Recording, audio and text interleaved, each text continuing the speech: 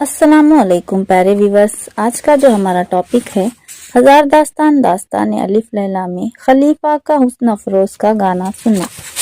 इसी असना में खलीफा ने वजीर से कहा कि मैं इसके पास जाकर गाना सुनना चाहता हूँ। वजीर ने खलीफा को मना किया और कहा कि हुजूर, ये लोग आपके जाने से खौफजदा हो जाएंगे और महफिल दरहम बरहम हो जाएगी। बेहतर यही है कि लिबास तब्दील कर लिया जाए। बादशाह वहां से वापस महल की जानिब चला। रास्ते में एक माहीगीर मिला। बादशाह ने इससे लिबास तब्दील कर लिया और 2 मछलियां लेकर नूरुद्दीन के महफिल निशात में पहुंच गया। नूरुद्दीन और हुस्न अफरोज खुश हुए और माहीगीर को मछलियां तैयार करने का हुक्म दिया। चुनाचे खलीफा गिर बार आया और जाफर और मसरूर जो कि इसके साथ थे, इनकी मदद से मछलियां तैयार की और जाकर नूरुद्दीन और हुस्न अफरोज के सामने पेश किए।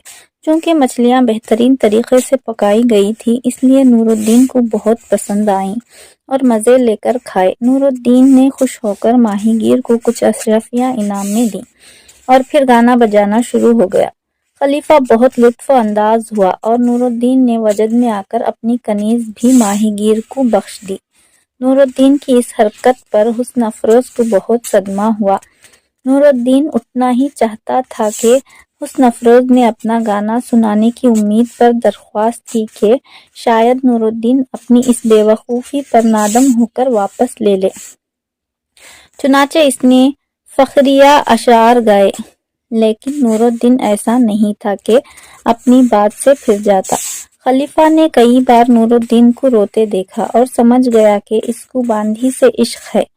खलीफा ने बातों में नूरुद्दीन से सारा वाक़या दरियाफ्त किया। खलीफा के दिल पर बहुत असर हुआ और कहने लगा कि शाह बसेरा ज़ैन शाह मेरा दोस्त और हम जमात है।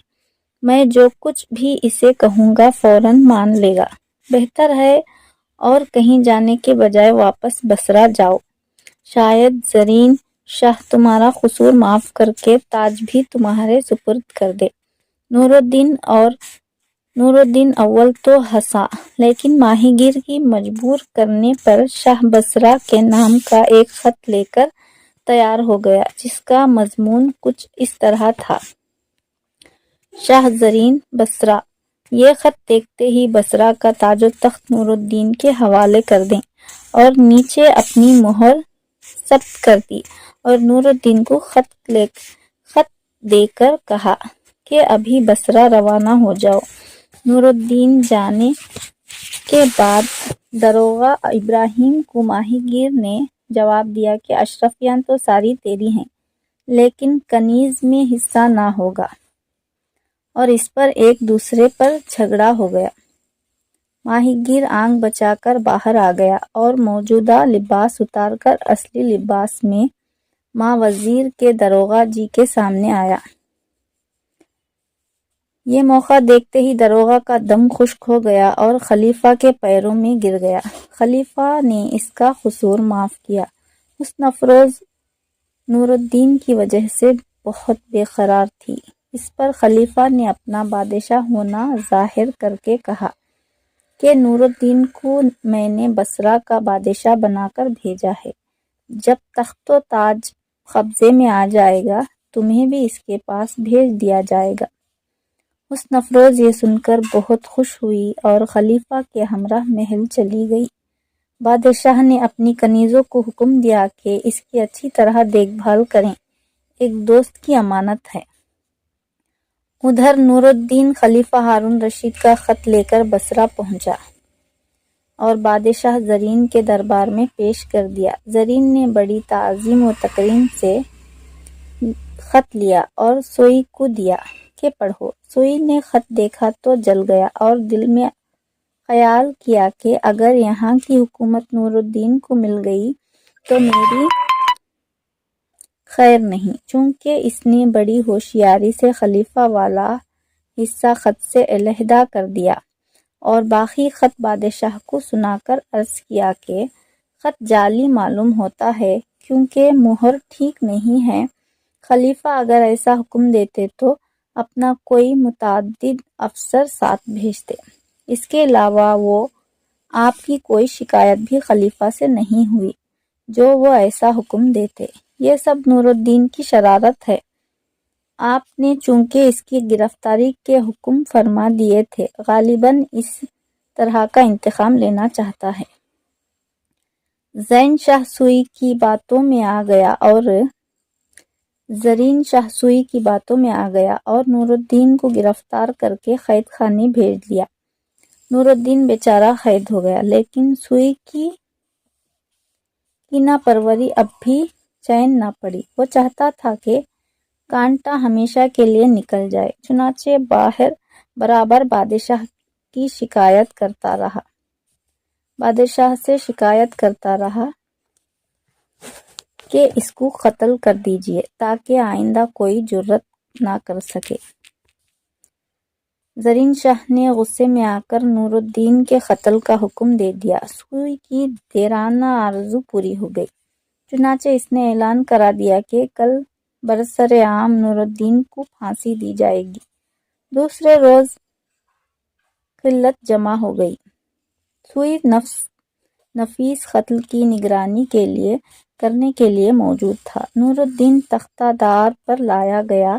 جلاد نے پوچھا کہ آخری کوئی خواہش ہو تو بیان کرو۔ نور الدین نے پانی مانگا، پانی لا کر دیا۔ ابھی پانی پی ہی رہا تھا کہ ایک سوداگر آتا ہوا نظر آیا۔ مجموعہ قریب آیا تو دریافت کرنے لگا کہ یہ کیا معاملہ ہے۔ لوگوں نے بتایا کہ نور الدین کو پھانسی دی جا رہی ہے۔